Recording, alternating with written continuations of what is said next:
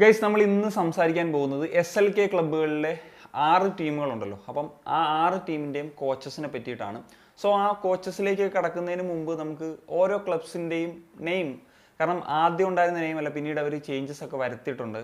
അപ്പം അതിനെപ്പറ്റിയും ചുമ്മാ ഒന്ന് എൻ്റെ ഒരു പെർസ്പെക്റ്റീവ് പറയാം, ചുമ്മാ ഒന്ന് റേറ്റ് ചെയ്യാം. വലിയ കാര്യമായിട്ടൊന്നും എടുക്കണ്ട. സോ എനിക്ക് ഏറ്റവും ഇഷ്ടപ്പെട്ട 2 പേരുകൾ എന്ന് പറഞ്ഞു കഴിഞ്ഞാൽ Malappuram FC and Calicut FC ആണ്. വലിയ അലങ്കാരങ്ങളൊന്നും ഇല്ലാത്ത സിമ്പിളായിട്ടിരുന്ന സ്റ്റാൻഡേർഡ് ആയിട്ടുള്ള പേര്. പിന്നെ കുഴപ്പമില്ലാത്ത പേരുകളായിട്ട് തോന്നിയത് four Kochi and Kannur warriors ആണ്. സോ ഇവർ ചേഞ്ചസ് വരുത്തിയിട്ടുണ്ട് ആദ്യം ഉണ്ടായിരുന്ന പേരിൽ നിന്നും.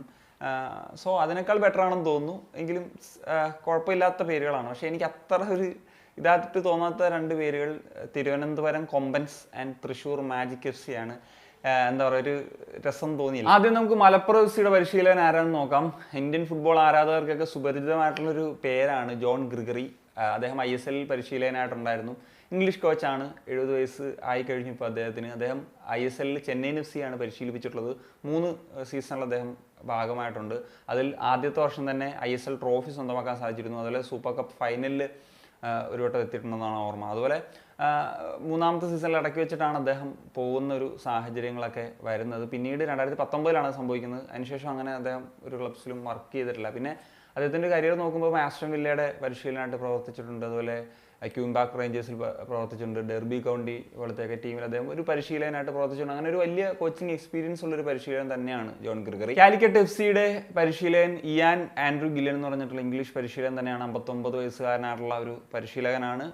ഇദ്ദേഹത്തെ പറ്റി പറയുമ്പം ആദ്യം ലോവർ ടയറിലെ UK ക്ലബ്ബുകളിൽ പ്രവർത്തിച്ചു. അതിനുശേഷം അദ്ദേഹം പെർത്ത് ഗ്ലോറിയിൽ വർക്ക് ചെയ്തിരുന്നു. ഏഷ്യയിൽ അദ്ദേഹം ഫിലിപ്പീൻസ്, ഇന്തോനേഷ്യ, മലേഷ്യ തുടങ്ങിയിട്ടുള്ള ലീഗുകളിലൊക്കെ പ്രവർത്തിച്ചിട്ടുണ്ട്. അതുപോലെ തന്നെ ലളിത്പൂർ എന്ന് പറഞ്ഞിട്ടുള്ള നേപ്പാളിലൊരു ക്ലബ്ബിലാണ് ഏറ്റവും ഒടുവിൽ അദ്ദേഹം ഒരു ഹെഡ് കോച്ച് എന്ന നിലയിൽ വർക്ക് ചെയ്തിട്ടുള്ളത്. ഞാൻ പറഞ്ഞ ഏഷ്യയിൽ ഈ പറഞ്ഞ ആസിയാൻ കൺട്രീസിലൊക്കെ ഡിഫറെൻറ്റ് റോൾസിൽ, ഹെഡ് കോച്ച് എന്നല്ലാണ്ട് ഡിഫറെൻറ്റ് റോൾസിലൊക്കെയാണ് അദ്ദേഹം പ്രവർത്തിച്ചിട്ടുള്ളത് എന്നുള്ളതാണ്. അങ്ങനെയാണ് ഇപ്പം ഇദ്ദേഹത്തെ കാലിക്കറ്റ് FC സ്വന്തമാക്കുന്നത്. അടുത്തത് പോർച്ചുഗീസ് പരിശീലനമായിട്ടുള്ള മരിയോ ലെമോസ് ആണ്.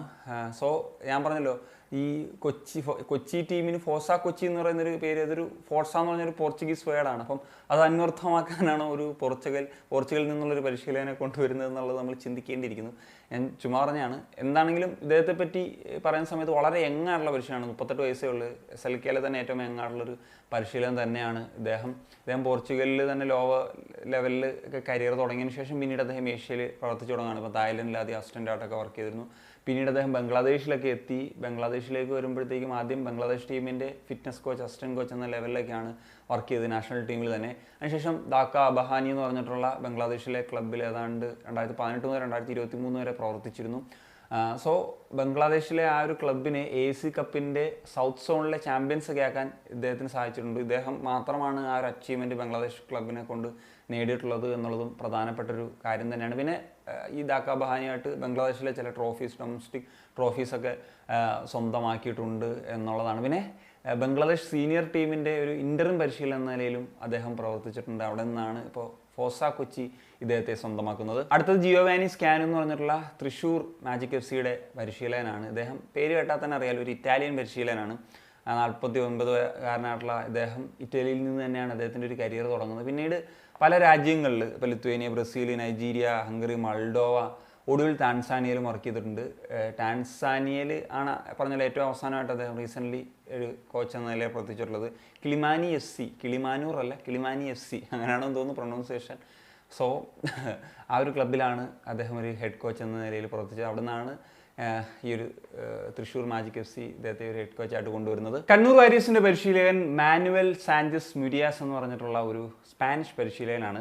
47 വയസ്സുകാരനായിട്ടുള്ള ഒരു പരിശീലകൻ. അദ്ദേഹത്തിൻ്റെ ഒരു കരിയർ നോക്കുമ്പോൾ 2009 തുടങ്ങി 2019 വരെയുള്ള ഒരു കാലയളവിൽ അദ്ദേഹം സ്പോർട്ടിംഗ് ജിയോൺ എന്ന് പറഞ്ഞിട്ടുള്ള അവിടുത്തെ ഒരു പ്രമുഖ ക്ലബ്ബാണ്, അവിടെയാണ് പ്രവർത്തിച്ചിട്ടുള്ളത്. അവരുടെ ഒരു അക്കാഡമിക് ലെവലിൽ തുടങ്ങിയിട്ട് സീനിയർ ലെവലിൽ വരെ അദ്ദേഹം ഒരു പ്രവർത്തിച്ചിട്ടുണ്ട് എന്നുള്ളതാണ്. അതും വേരിയസ് റോൾസിൽ, ഹെഡ് കോച്ചായിട്ട് മാത്രമല്ല, അക്കാഡമിക് കോച്ച്, അങ്ങനെയൊക്കെയുള്ള പല തരത്തിലുള്ള റോൾസിൽ അദ്ദേഹം വർക്ക് ചെയ്തിട്ടുണ്ട് എന്നുള്ളതാണ്. പിന്നീട് അദ്ദേഹം സ്പെയിനിലെ തന്നെ ഒരു 4th ഡിവിഷൻ ക്ലബ്ബിലാണ് ഏറ്റവും ഒടുവിൽ അവസാനം ഈ ഒരു ലാസ്റ്റ് ഇയറിൽ പ്രവർത്തിച്ചുള്ളത് നമുക്ക് മനസ്സിലാക്കാൻ സാധിക്കും.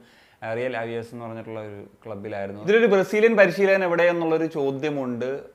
തിരുവനന്തപുരം കൊമ്പൻസിന്റെ പരിശീലകനായിട്ട് വരുന്ന സെർജിയോ അലക്സാൻഡ്രയാണ്. ഇതിൻ്റെ ഒരു കരിയർ നോക്കിക്കഴിഞ്ഞാൽ ബ്രസീലിലെ ലോവർ ടയർ ക്ലബ്സിലൊക്കെയാണ് പ്രവർത്തിച്ച് തുടങ്ങുന്നത്. പിന്നീട് അദ്ദേഹം ഏഷ്യയിൽ ഒരു എക്സ്പീരിയൻസ് ഉണ്ട്, UAE-യിലാണ് അത് പറയാനായിട്ട് സാധിക്കുന്നത്. ഫുജൈറയിലും അതുപോലെ അൽ അറബി പോലെയുള്ള ക്ലബ്ബുകളിലൊക്കെ അദ്ദേഹം ഒരു പരിശീലകൻ എന്ന നിലയിൽ പ്രവർത്തിച്ചിട്ടുണ്ട്.